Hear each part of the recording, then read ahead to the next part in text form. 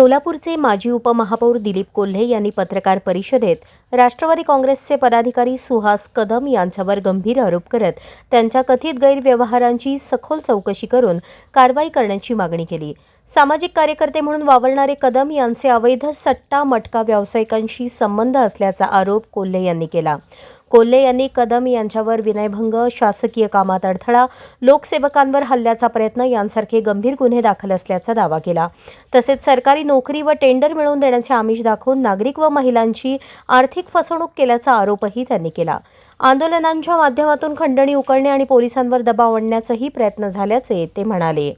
दरम्यान सायरा शेख यांनीही आपण 30 जून रोजी पोलिसांकडे लेखी तक्रार दिल्यानंतरच सुहास कदम यांनी ऑनलाईन तक्रार दाखल केल्याचा दावा केला। आर्थिक व्यवहार आरटीजीएसद्वारे झाल्याने सर्व पुरावे उपलब्ध असल्याचे सांगत फसवणूक झालेल्या महिलांनी पुढे येऊन तक्रार करावी असे आवाहन त्यांनी केले।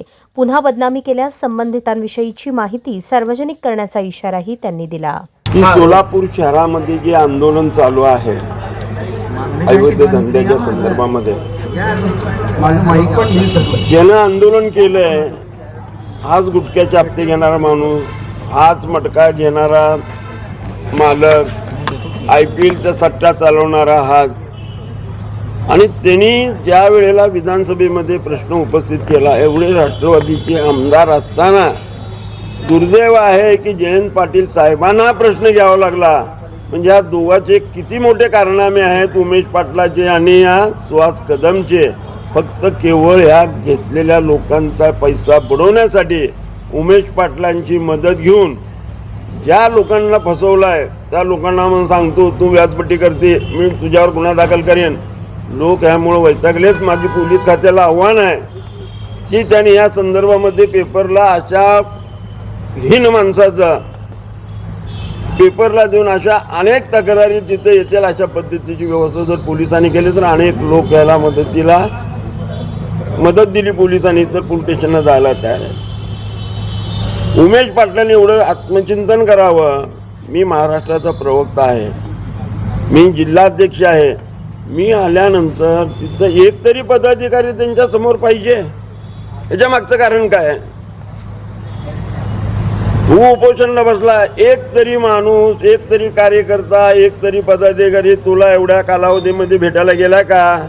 म्हणजे तू किती पाण्यात आहे हे सगळ्याला माहीत आहे। आणि त्यांनी कल्याण शिंदे साहेब आणि मुख्यमंत्र्यावर टीका करायची, पालकमंत्र्यावर बोलायचं। आता मुख्यमंत्र्यांनी जरी आदेश दिले तरी इथलं पोलीस खातं काय करू शकत नाही, म्हणजे मुख्यमंत्र्याच चालत नाही। मग तुलाच गृह खातं करायचं आहे का? गृह खात्यावर जायचं आहे का? हे काय चाललंय प्रकारे? हे स्वतः लुबाडलेल्या पैशाची मागणी होत आहे म्हणून हा उपोषणला बसला। ह्याच्या मागचं ह्याला 2 नंबरचं काय पडलेलं नाही। स्वतःचा 2 नंबर करत होता। सलगरवस्ती हद्दीमध्ये मटक्याचे धंदे होते, त्याचे गुटख्यावाल्याकडनं हप्ते चालू होते, आणि त्या माणसाने बोलावा म्हणजे दुर्दैव आहे। मग आता तुम्ही ह्या आंदोलनाला कसं बघता? तुम्ही आता ते आंदोलन मिटवावं चालू? नाही, आंदोलन हे पैसे बुडवण्यासाठी आहे। गेले सोलापूर शहरात यायला पुळका असा नाही आहे। मला सांगा, एवढ्या आंदोलनामध्ये तुझ्या पक्षाचे लोक तर तुझ्याकडे पदाधिकारी कोण आले का? सामाजिक संघटना तुझ्याकडे आले का? कारण हा किती पाण्यात आहे हे सगळ्यांना माहीत आहे।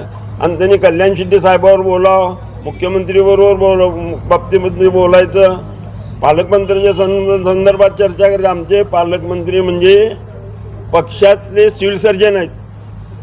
त्यांनी चेहऱ्यावरनं त्याची पात्रता ओळखते, नाडी हातात घेत नाहीत। आणि अशा माणसाला मुख्यमंत्र्यांनी सहकार्य करायचं, अशा माणसाला पालकमंत्र्यांनी, अशा माणसानं कल्याण शिट्टीच्या बाबतीमध्ये एवढं बोलायचं काय कारण होतं मला सांगा? अहो, त्यांच्या वडिलापासून त्यांच्याकडे बोर्ड दाखवणारे अजून ताकद कुणाची झाली नाही की त्याने असं केलंय म्हणून। आमच्या कल्याण शिट्टी आमदारावर पाणीदार आमदार, 2 नंबरवाले, वसुलीदार, हे तुमच्या ह्याच्यातल्या ते बोलत काय? कारण तुझा जीव किती, तुझा जीव किती, बोलतो किती?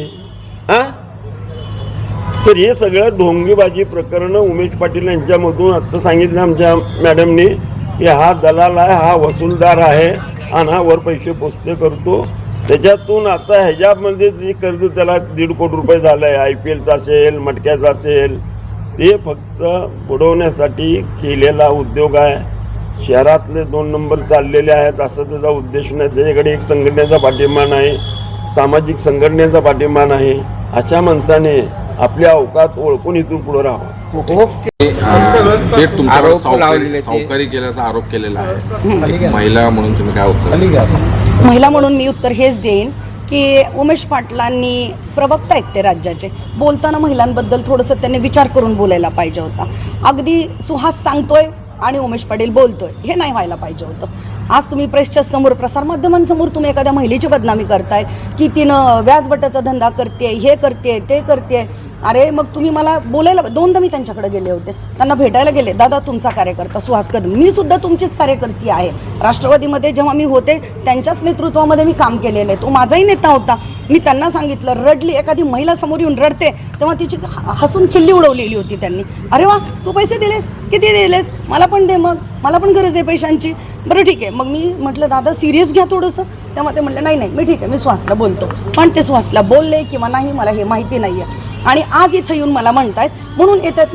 जसंच मी प्रसारमाध्यमांसमोर आले की CP माझी दखल घेत नाहीत, पोलीस प्रशासन माझी मदत करत नाही आहे. जेव्हा मी तुमच्या समोर आले आणि ही जी हा जो माझा व्हिडिओ व्हायरल झाला बाहेर, लगेचच मला त्यांचा फोन आला संध्याकाळी आणि मला ते दम देत आहेत, धमकी देत आहेत फोनवर, तू सुहासच्या विरोधात तक्रार दिली आहे. मी म्हणलं हो, उमेश पाटलांनी त्याचं बाजू घेण्याचं कारण काय, असा हा विचार माझ्याही मनात डोकावला. तेव्हा माझे सगळ्यांशी चर्चा होते. लोक म्हटले अहो मॅडम, उमेश पाटलांचा सुहास कदम हा दलाल आहे आणि तो त्यांचा वसूलदार आहे. त्यांनी हप्ते बांधून ठेवले जिल्हा परिषद इकडे तिकडे सगळ्या अधिकाऱ्यांचे, हा नेऊन पोहोचवण्याचं काम सुहास करतोय. मग नक्कीच सुहास कदमला पाठीशी घालणार. सायरा शेख असं काहीच करत नव्हती. तुम्ही प्रेसमध्ये असंही म्हणालात की सुहास कदम स्वतः सट्टेबाज आहे आणि ते पैसे जे हरलेले आहेत ते वसूल करण्यासाठी ते पोलिसांना ब्लॅकमेल करतात. हो, अगदी बरोबर आहे. सो तो स्वतः सट्टेबाज आहे. त्याच्यात तुम्ही जर माहिती घेताय, पत्रकार आहात तुम्ही, तुम्हाला सगळीकडून माहिती येत असेल तर तो स्वतः सट्टेबाज आहे. तो स्वतः हा मटका घेत होता, तो स्वतः करत होता. तर आता तो पोलिसांना हप्ते मागतोय. मी युवक अध्यक्ष आहे, मी राष्ट्रवादीचा आहे, अजितदादांचा कार्यकर्ता आहे, भावनिक होतोय, फोटो घेऊन बसतोय आणि सांगतोय की मला तुम्ही हप्ते चालू करा. मी हे काही करणार नाही. पोलिसांनी जेव्हा हप्ते द्यायला कदाचित नकार दिलेला आहे म्हणून तो आंदोलनाला बसलेला आहे, स्वतःच्या स्वार्थासाठी. जयंत पाटलांकडे चुकीची माहिती पोहोचवली असा देखील आरोप. काय नेमकी? हो, कारण अजितदादांच्या गटामध्ये आमदार नाहीत का ह्याचा प्रश्न विचारायला हा अजितदादांचा कार्यकर्ता आहे ना. अजितदादांचे आमदार खूप आहेत. मग त्यांना सांगायचं होतं की माझा हा प्रश्न तुम्ही विचारा, विधानसभेत मांडा. त्यांची मदत न घेता हा जयंत पाटलाकडे जातोय, कारण वर ह्यांचं सगळं काही माहिती आहे. आणि आमच्याबरोबर जे झालंय ना, मी स्वतः सुनेत्राताईंना पाठवलेलं आहे, पारदादांना पाठवलेलं आहे, मी सगळ्या नेत्यांना पाठवलेलं आहे. त्यामुळे त्यांची कुणी इथं दखल घेत नाही म्हणून त्यांना जयंत पाटलांकडे जाण्याशिवाय दुसरा पर्यायच उरला नव्हता. सुनेत्रा वहिनी आहेत, आज पंढरपूर दौऱ्यावर आहेत. पण तुम्ही त्यांच्यापाशी पण जाऊन तुमची व्यथा मांडू प्रेस होती ना 11:30 ती पंढरपूरमध्ये आणि जाणारच आहे मी उद्या. जयंत पाटील साहेबांकडे जाणार आहे. सगळे बॅड उमेश पाटलांना मला एवढा सल्ला द्यायचा, एखाद्या महिलेला त्यांनी असं प्रसारमाध्यमांसमोर विदाऊट ह्याचं बोलू नये.